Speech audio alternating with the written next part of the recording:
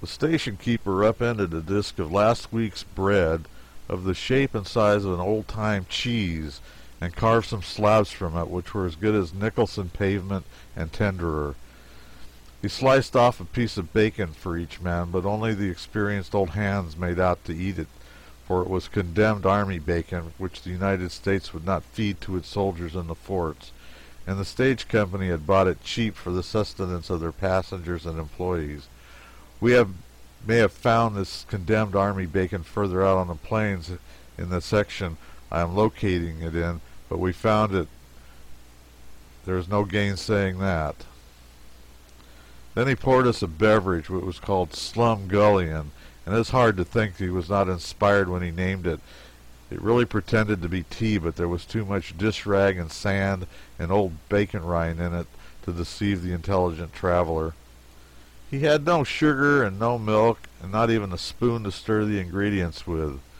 We could not eat the bread or the meat, nor drink the Slumgullion, and when I looked at what that melancholy vinegar cruet, I thought of the anecdote, a very, very old one even at that day, of the traveler who sat down to a table which had nothing on it but a mackerel and a pot of mustard.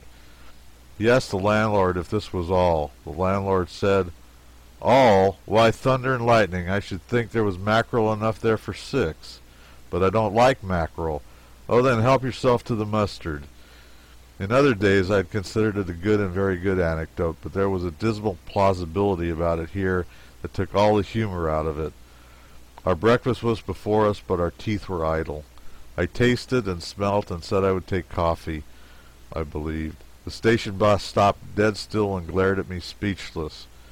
At last, when he came to, he turned away and said, as one who communes with himself upon matter too vast to grasp, "Coffee?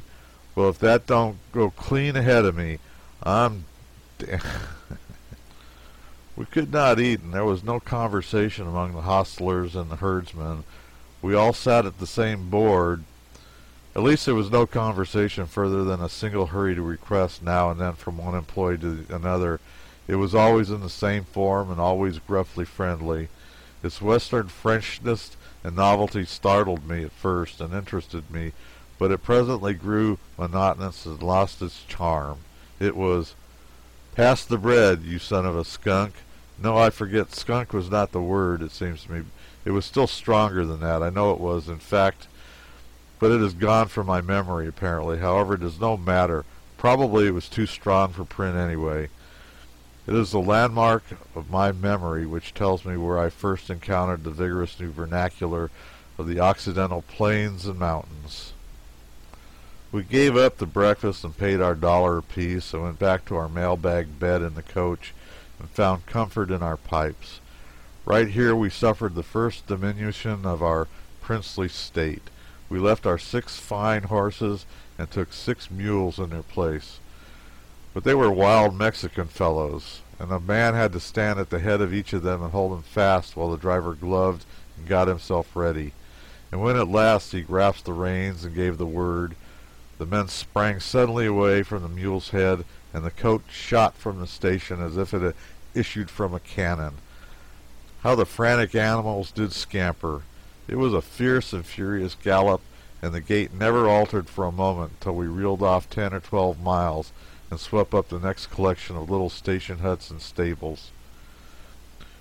So we flew along all day. At 2 p.m., the belt of timber that fringes the Northern Platte and marks its windings through the vast level floor of the plains came in sight. At 4 p.m. we crossed a branch of the river, and at 5 p.m. we crossed the Platte itself and landed at Fort Kearny, 56 hours out of St. Joe, 300 miles. Now that was stagecoaching on the great overland, 10 or 12 years ago, when perhaps not more than 10 men in America, all told, expected to live to see a railroad follow that route to the Pacific.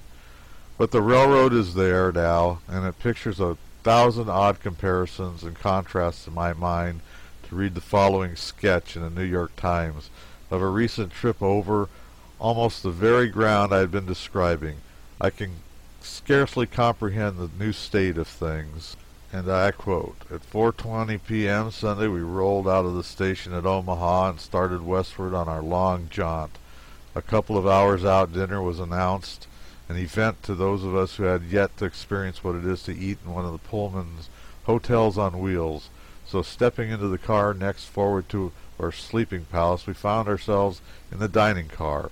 It was a revelation to us, at first at dinner on Sunday, and though we continued to dine for 4 days and had as many breakfasts and suppers, our whole party never ceased to admire the perfection of the arrangements and the marvelous results achieved. Upon tables covered with snowy linen and garnished with services of solid silver, Ethiop waiters flitting about in spotless white, placed as by magic a repast at which Delmonico himself could have at no occasion to blush, and indeed in some respects it would be hard for that distinguished chef to match our menu, for in addition to all that ordinarily makes up a first chopped dinner, we had not our antelope steak. The gourmand who has not experienced this, blah, what does he know of the feast of fat things?